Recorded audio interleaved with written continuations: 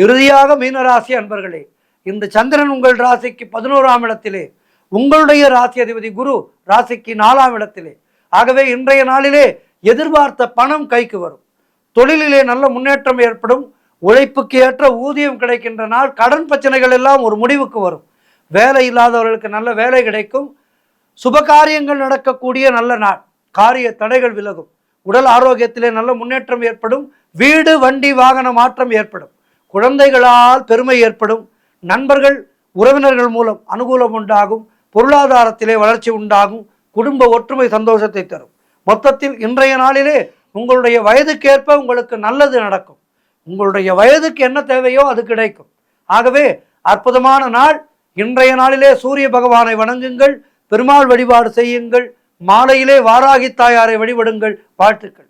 12 ராசியினருக்கும் இன்றைய நாள் சிறப்பாக இருக்க பிரார்த்திக்கின்றேன். நன்றி, வணக்கம்.